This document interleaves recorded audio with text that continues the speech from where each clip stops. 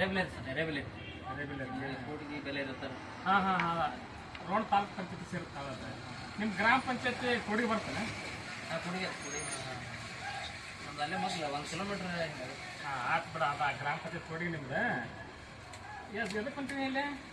ಎಲ್ಲ ಈಗ ಸಿಟ್ಟು ಮುಗಿದ್ರಿ, ಮತ್ತೆ ಎಲ್ಲ ಬಣೆ ಒಟ್ಟು ಹೊಂಟಿವ್ರೆ. ಹಾಂ ಈಗ ಹೋಗಿ ಒಂದು 2 ತಿಂಗಳ ಮಟ್ಟ ಕೆಲಸ ಮಾಡಿ ಮತ್ತೆ ಬಂದ್ಬಿಟ್ಟು. ಹೌದಾ?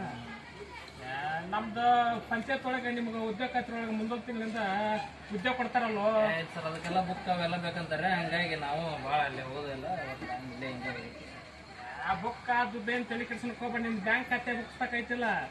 ಬ್ಯಾಂಕ್ ಪಾಸ್ಬುಕ್ ಐತಿ, ಆಧಾರ್ ಕಾರ್ಡ್ ಐತೆ. ಅವನ್ನ 2 ಜೆರಾಕ್ಸ್ ಮಾಡ್ಕೊ, ಒಂದು ಫೋಟೋ ತಗೋ. ಪಂಚಾಯತ್ ಒಳಗೆ ಡಿವಿಗಳು ಇರ್ತಾರೆ, ಕಂಪ್ಯೂಟರ್ ಆಪರೇಟರ್, ಅವ್ರ ಕೈಯಾಗ ಕೂಡ ನಿನಗೆ ಮಾಡಿಕೊಡ್ತಾರೆ ಪುಸ್ತಕ. ಸರಿ ಸರ್ ಸರಿ ಸರ್ ಮಾಡಿಸ್ಕೊಂಡು ಇಲ್ಲೇ ಒಂದು ದಿನಕ್ಕೆ 349 ರೂಪಾಯಿ ಕೊಡ್ತಾರ. ಹಾಂ ಬೇಕಾದಂಗೆ ಐತಿ ಇಲ್ಲೇ ನಿಂದು ಆರಾಮ.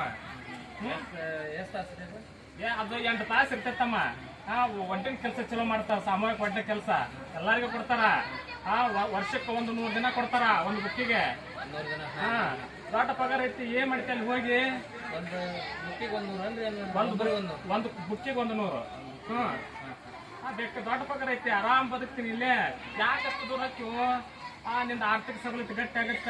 ಮನ್ಯಾಗಿಲ್ಲ ಊಟ ಮಾಡ್ತೀವಿ, ಮತ್ತೆ ದುಡಿಯಾಕ ಹೋಗ್ತಿ. ಏನಿಲ್ಲ ಸರ್, ಫೀಸ್ ಕಟ್ಟಕ್ಕಂತ ಹೋಗಿದ್ವಿ ನಾವು. ಇಲ್ಲ ಸರ್, ಈಗ ಮೇಲೆ ಅಷ್ಟೇ ಮಾಡ್ತೀವಿ ಸರ್, ಬುಕ್ಕಿಗೆ ಹೋಗಿ ಅಷ್ಟು ಮಾಡ್ಬಿಡ.